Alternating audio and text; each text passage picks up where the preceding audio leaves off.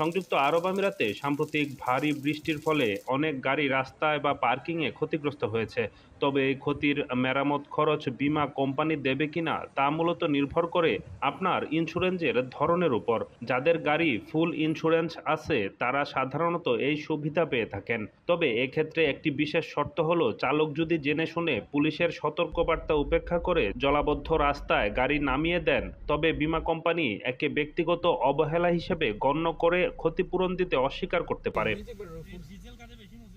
অন্যদিকে যাদের শুধুমাত্র থার্ড পার্টি বীমা আছে তারা প্রাকৃতিক দুর্যোগের কারণে হওয়া ক্ষতির জন্য কোনো টাকা পান না। কেবল এই বীমা কেবল অন্য কোনো গাড়ির ক্ষতির কভার করে।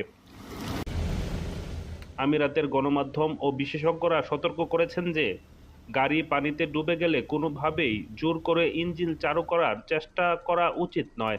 এতে ইঞ্জিন পুরোপুরি বিকল হয়ে গেলে বীমা কোম্পানি সেই দায়ভার নিতে চায় না। তাই বৃষ্টির কারণে গাড়ি ক্ষতিগ্রস্ত হলে আতঙ্কিত না হয়ে প্রথমে গাড়ির ছবি বা ভিডিও তুলে রাখতে হবে এবং দ্রুত পুলিশের অ্যাপ বা ওয়েবসাইটের মাধ্যমে রিপোর্ট করাতে হবে।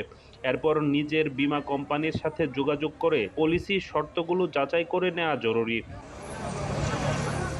মূলত নিয়ম মেনে চললে এবং বড় কোনো ব্যক্তিগত অবহেলা না থাকলে আমিরাতের আইন অনুযায়ী পূর্ণাঙ্গ বীমা গ্রাহকদের ক্ষতিপূরণ পাওয়ার যথেষ্ট সুযোগ রয়েছে।